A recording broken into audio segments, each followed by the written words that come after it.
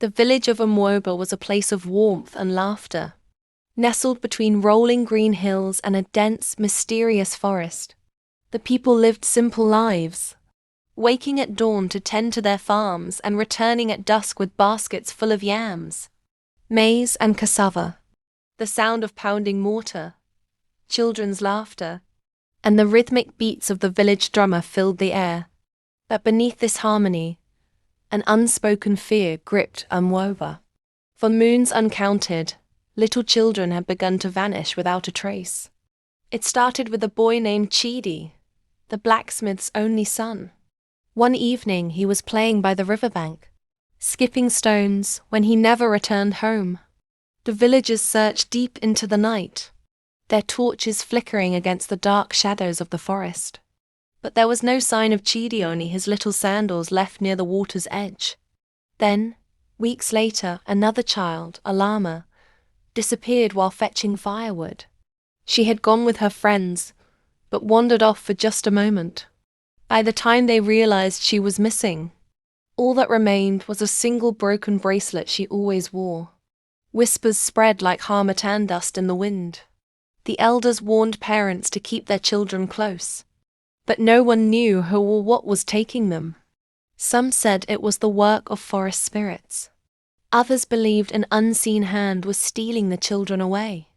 Meanwhile, in the village there were two butchers, Uza and Abina.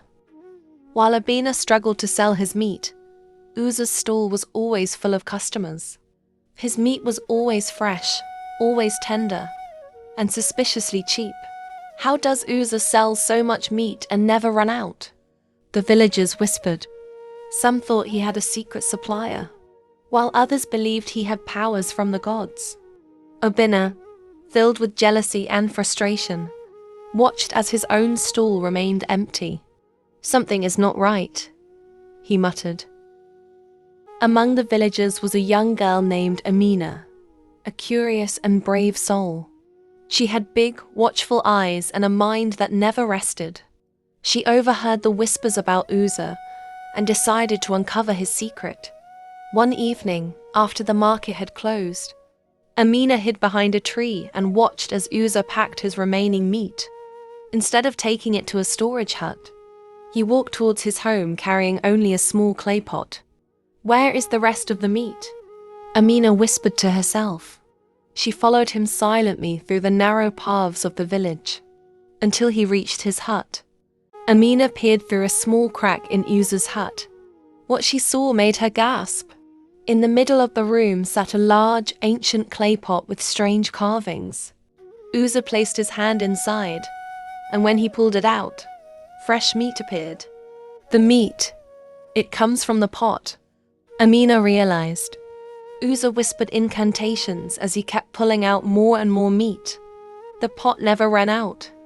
Amina knew she had to tell someone, but as she turned to leave, the floor creaked beneath her. Uza's head snapped toward the door. "Who is there?" he growled.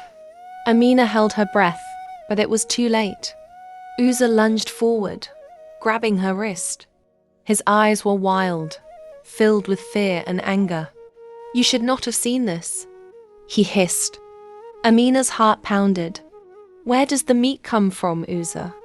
she demanded. The butcher sighed heavily and pointed at the pot. "This pot was given to my ancestors by the gods. It grants unlimited meat, but in return," his voice trembled, "I must offer a life to it every full moon." Amina's blood ran cold. "Whose life?" she asked. Uza's silence was. Amina knew she had to act fast. That night she escaped from the hands of Uza. She ran as her leg could carry, her to meet her elder brother, Obina, and told him everything.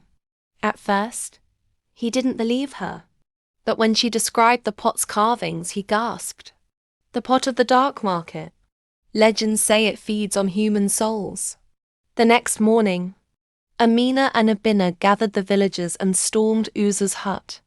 Uza tried to flee, but Obina tackled him to the ground. The villagers smashed the pot, and a horrifying scream echoed from within.